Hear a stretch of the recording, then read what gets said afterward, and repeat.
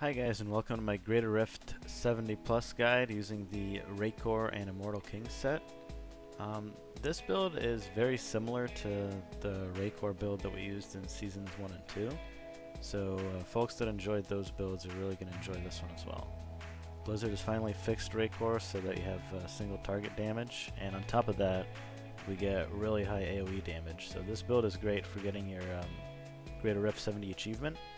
And it's also pretty fun for pushing even higher. One drawback though is that you are pretty squishy, so if you're not charging, chances are you're going to get one shot by a melee attack and whatnot, so you have to be very careful with how you play this particular spec if you want to push really high. Alright, so let's start by taking a look at the gear. You're going to want to have 5 pieces of Mortal Kings and 3 pieces of Raekor's wraps, and you'll be cubing the Royal Ring in order to get your 6-piece and 4-piece bonus respectively. You also want Focus and Restraint for the big damage boost that those rings give.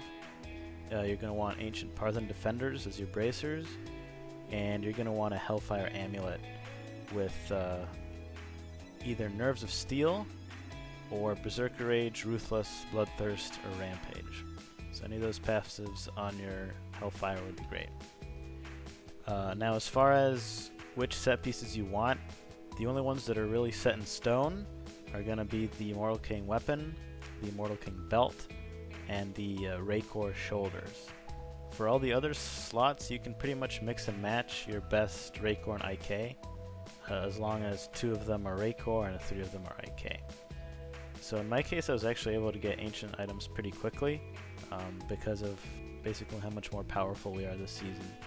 So just, put in whatever the best gear you have. And now let's take a look at the stats. On your weapon, you do want as high damage as possible, and strength and vitality. The vitality really helps with this build, so don't sacrifice that in my opinion. You're going to want to roll percent damage into the weapon if it doesn't have percent damage already, and if it does have percent damage, then make sure that the plus damage roll is as high as it can go. This particular weapon here is very close to being perfect. As you can see here, the max roll is 2352, and this one's got 2294, so it's pretty lucky there. For your rings, you want crit chance, crit damage, strength, or area damage. Area damage, I think, would be a little bit better. Right now my rings aren't perfect. This one doesn't even have crit damage on it.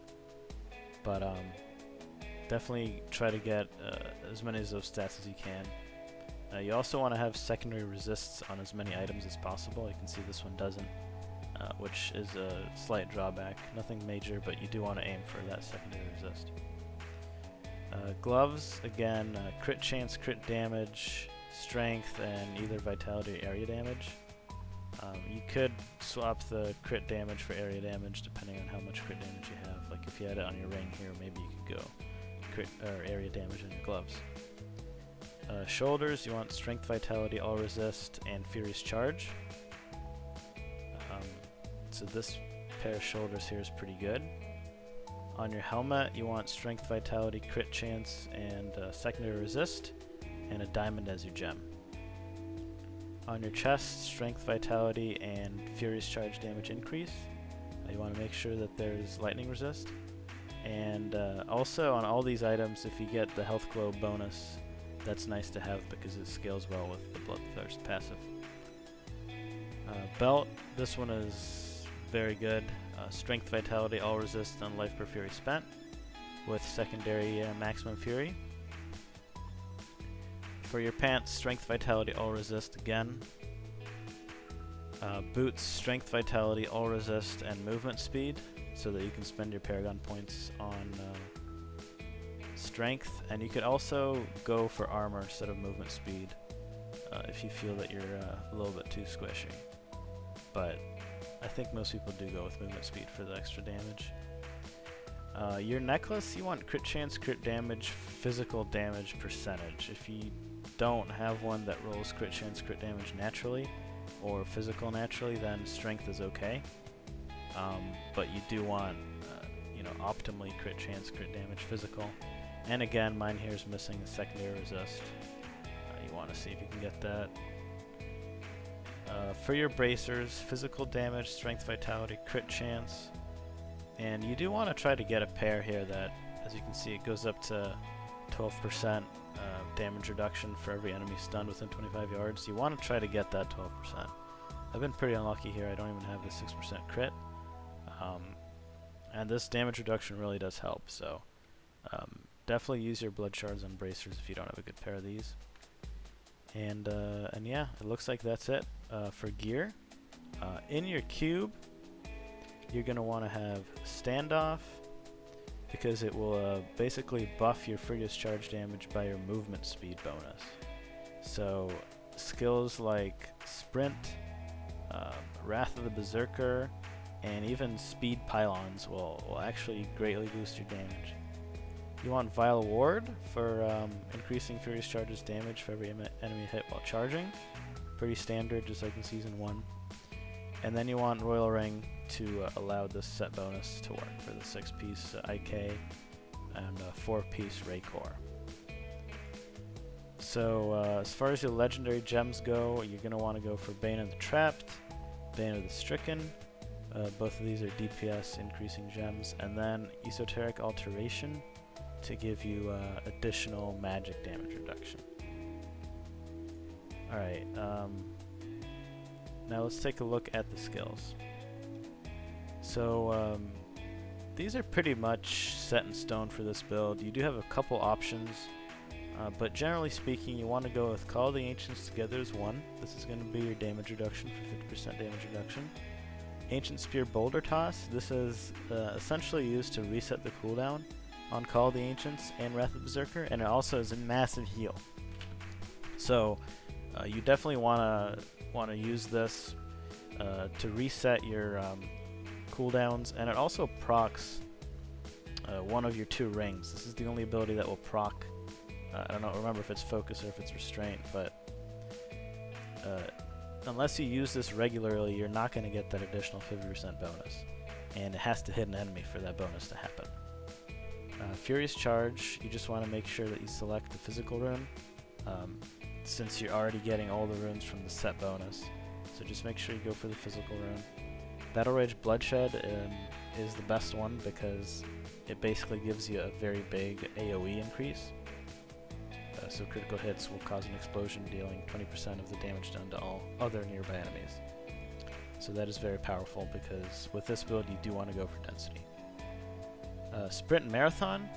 This will increase your movement speed by 40% for 4 seconds, and it also translates into a damage increase with the standoff bonus.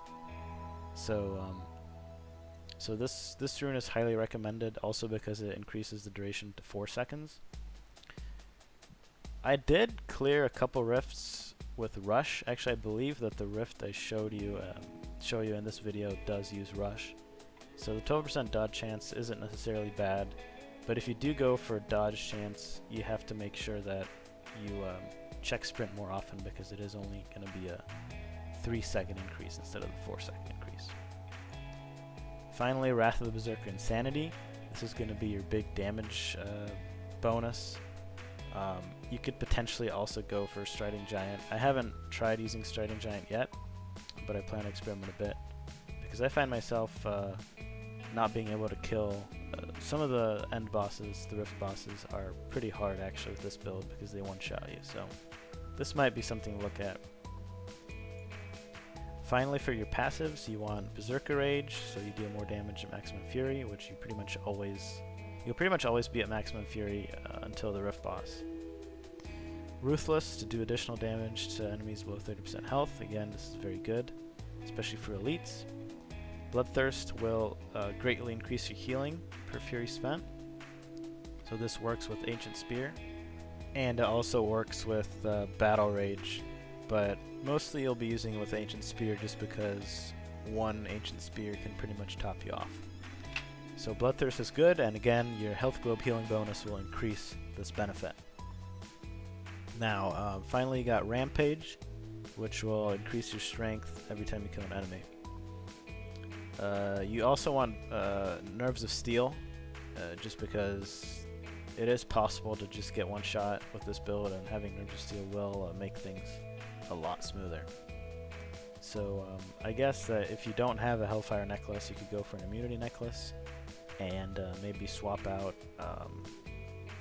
one of these two here, either Rampage, Ruthless, or Berserker Rage. If you get rid of Rampage, you still maintain the most DPS on the Rift Guardian, so that's going to be up to you depending on where you think you need damage. Alright, and now I'm going to go ahead and show you a clear of a Greater Rift 72. This was using the same gear here that I have on. I had slightly lower gem ranks than I do now, and I don't think I had augmented my weapon yet. There is something to make note of, by the way, in this season. You can use this new Kanai's Cube recipe. It's the very last one. And you can put a ruby in if you want strength, or a amethyst in if you want stamina. And basically what this does is it will consume a legendary gem and then add 5 times that gem's rank of stat to the item that you're buffing. So right here I consumed a rank 71 gem and it gave me 355 strength. And you can actually do this on, I believe, any ancient item that you're wearing. So this is a nice way, like if you're missing stamina, for example, if you're low on stamina, you can use this to make up for it. Like if your weapon doesn't have vitality, I'm sorry, vitality, not stamina.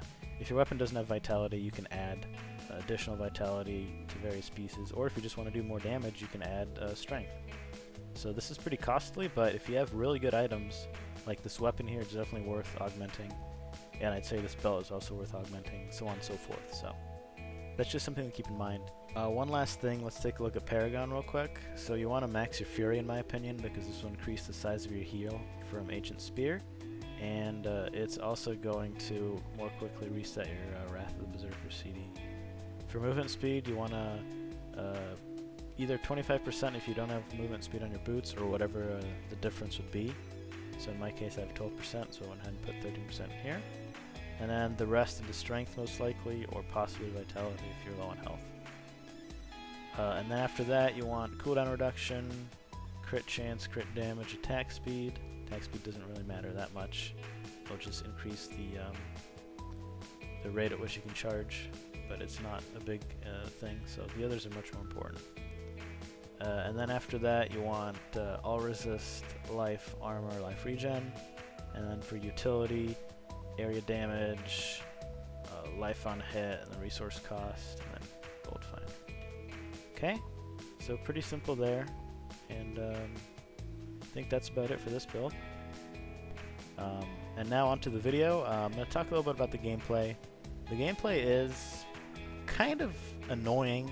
It's not hard, but it is annoying because you want to make sure that you maintain Wrath of the Berserker, Sprint, both of which are on the global cooldown.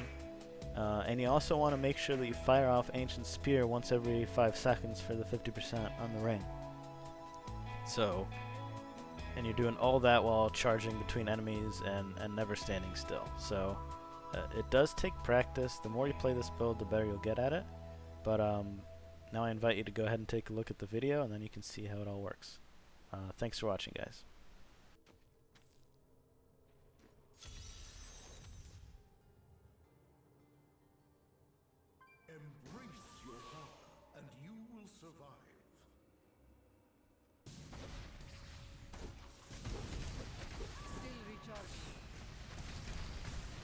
So with this particular build, density is key. So if you see only a small pack of mobs, it's a good idea to skip it, because you need to hit at least 3, I believe, depending on your CDR, but it's at least 3 mobs to reset your charge cooldown.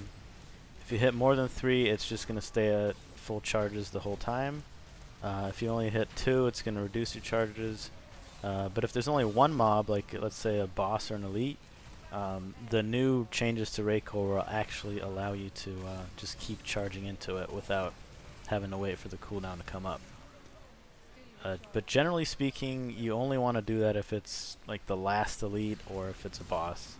Other than that, look for density, skip ahead if you don't have density, and definitely watch your sprint, make sure your sprint stays up, and fire off that ancient spear. I'm not that great at it yet, but you gotta make sure that you use that pretty often, otherwise you lose out on the 50% damage bonus, which obviously is a lot of damage.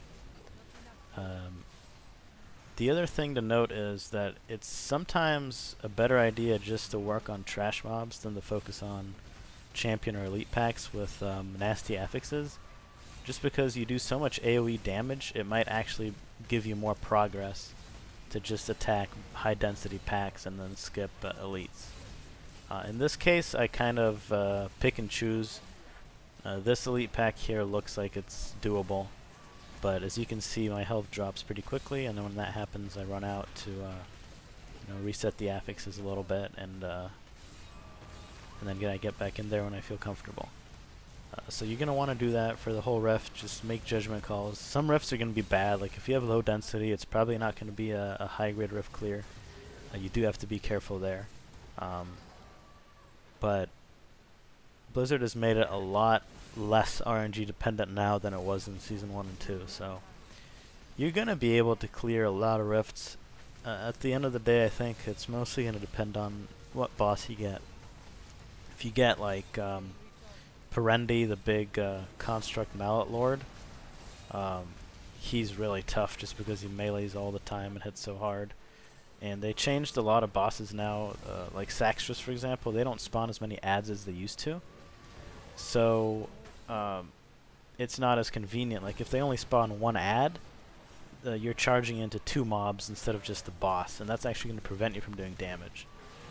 So like I said, some bosses aren't that easy. You're gonna see which ones are easier and which ones aren't for your particular playstyle, and you really do have to be careful to get out of the way of fire and whatever else they drop on the ground, because it can be deadly with this build. You have very little toughness overall. You only have 1 damage reduction, which is the Call of the Ancients, like the 50% from that.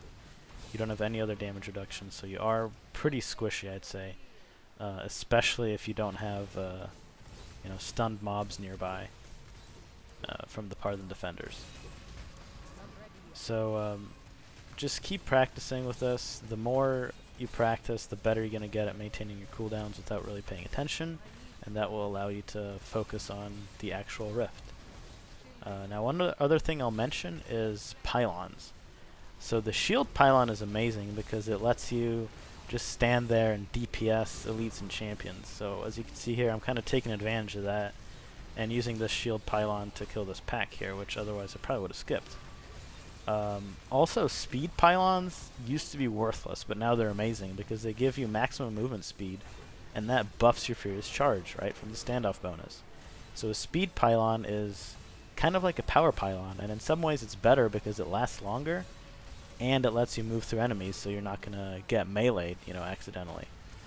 The power pylon is still good, but the speed pylon speed and shield are actually amazing. So definitely take advantage of those when they're there. Finally, the conduit is probably the best one, just because it still does insane damage. So if you do see a conduit, see if you can round up a lot of mobs, especially if you can get a elite pack or a couple elite packs next to the conduit and then pop it. That's going to give you a pretty big time advantage.